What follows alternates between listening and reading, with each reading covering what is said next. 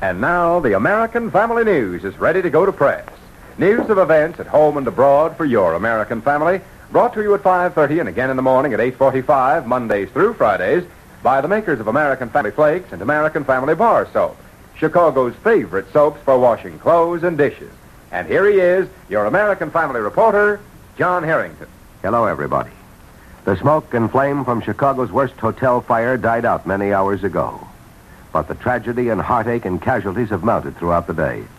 At last report, the blaze that swept the LaSalle Hotel has cost the lives of 58 people, and 200 others are being treated for injuries, 4 of them serious injuries.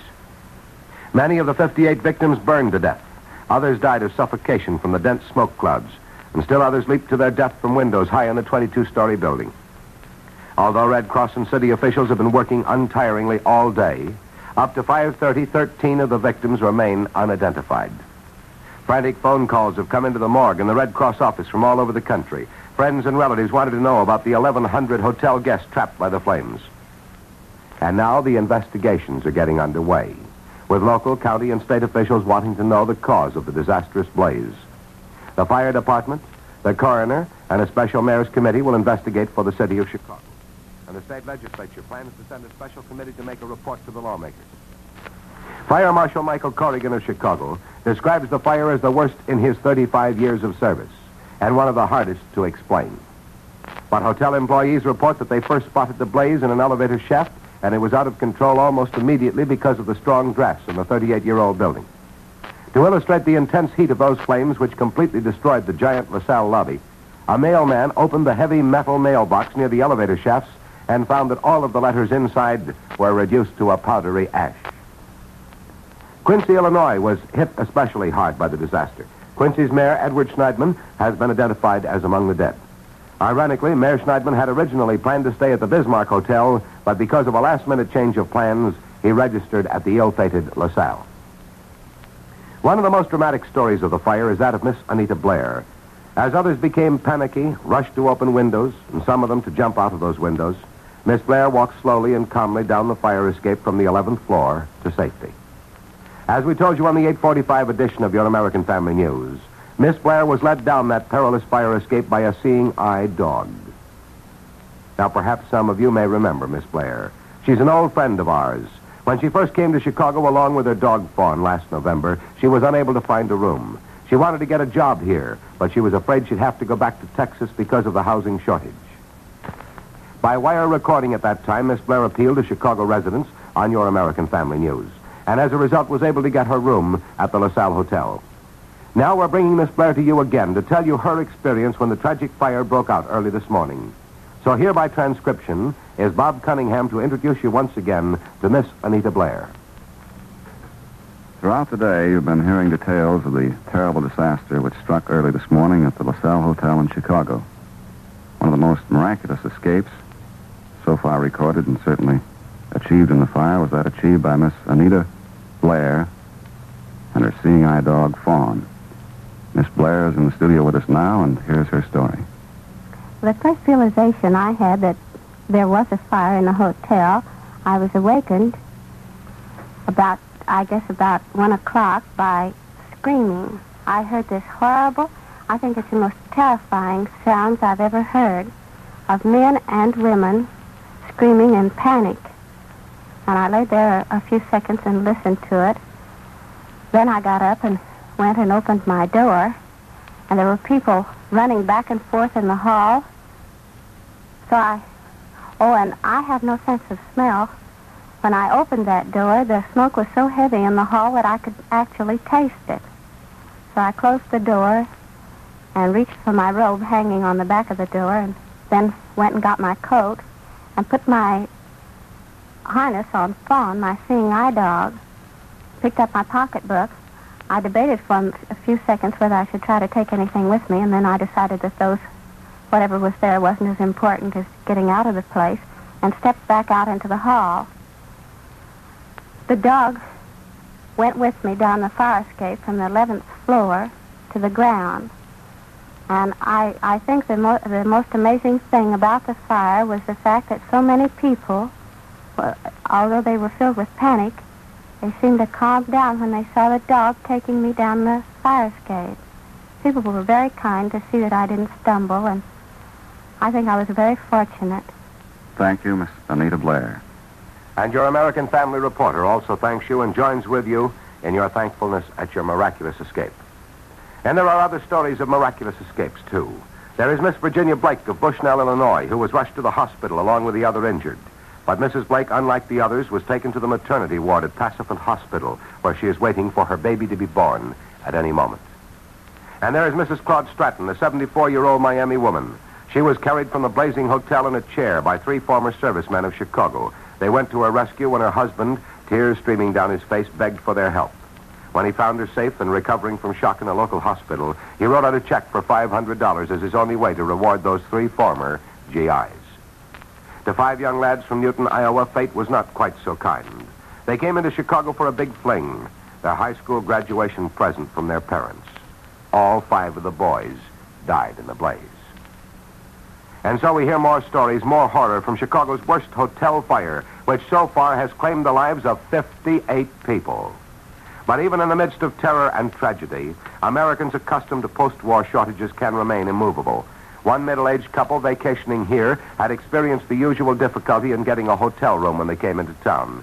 And so through last night's horror, that couple remained in their 18th floor room at Chicago's LaSalle Hotel, afraid that they could not find another room if they fled to safety. Then a good friend of your American Family reporter and Sidney Jones, a near neighbor in Riverside, Colonel Weaver of the United States Army Air Forces, slept peacefully through the fire and was finally roused by firemen. There's one for the books. I'll be right back with more news. Now, here's Ed Roberts. And I'd like to remind you, ladies, that there's an easier, quicker way of doing dishes. A way that at the same time is far kinder to your hands than strong granulated soaps. Just follow the example of the thousands of clever women who've made American Family Flakes Chicago's preferred soap for dishwashing. Now, here's what one typical Chicago housewife, a woman with just your dishwashing problems, by the way, says about American Family. Mrs. C.L. Harris, 2107 Lawrence Avenue, says, "It's amazing how quickly American Family Flakes get my dishes clean. And it's just as wonderful the way my hands stay so soft." You bet it is. And that's why twice as many Chicago women prefer American Family Flakes for dishwashing as any other packaged soap. Why, tests prove American Family Flakes far kinder to hands than strong granulated soaps. And yet they cut grease as fast as any soap in the world. Moreover, ounce for ounce, American Family Flakes make more suds faster than any leading strong granulated soap. And I mean suds that stand up until you're through. So get American Family Flakes. Learn why Chicago women prefer it over all other soaps for dishwashing. And now back again to John Harrington. In Washington, the lawmakers have spent another day with those old familiar problems, the OPA extension and the draft. And just an hour ago, the Senate wound up its consideration of the draft bill by voting for an extension until May 15th, 1947. The Senate version also includes the provision to draft teenagers and to raise the pay for enlisted men to make enlistment more attractive. Now, that leaves as the only problem a Senate-House disagreement on the drafting of teenagers.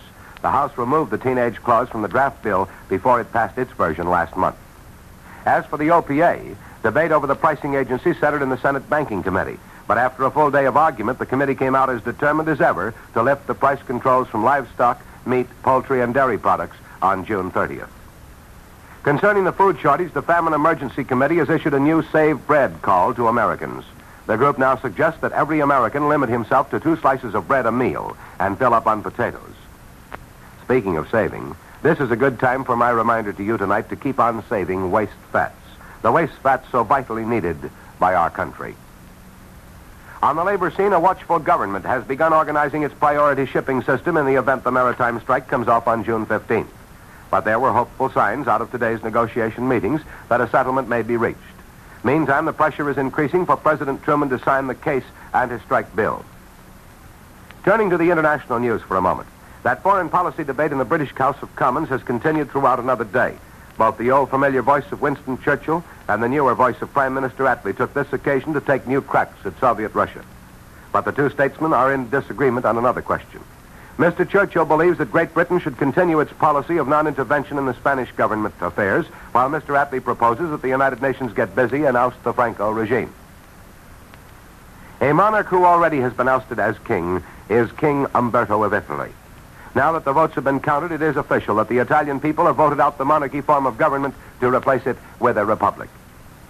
In our immediate foreign relations, the State Department has received a reply from the Romanian government to the American demand for free elections in that country. But our diplomats say the reply is unsatisfactory. To President Truman, leading Protestant churchmen have put a demand that the United States break diplomatic relations with the Vatican. And in the Far East, General Marshall has talked the warring Chinese and Russian factions in Manchuria into a 15-day truce while he works for a permanent peace. For a late international report, President Truman announced a short time ago that he has named Senator Warren Austin, a Vermont Republican, to be American representative on the United Nations Security Council. And that's the Washington and International Report for tonight. Now a few more notes from Chicago and around the country. Although Illinois, as the rest of the country, was horror-stricken by Chicago's tragic fire, the state legislature kept business as usual hours and went on with its debate over the soldier bonus. Veterans themselves appeared on the House floor to argue against increasing state taxes to finance the bonus payment. And Governor Green changed his stand on the proposed tax on movies.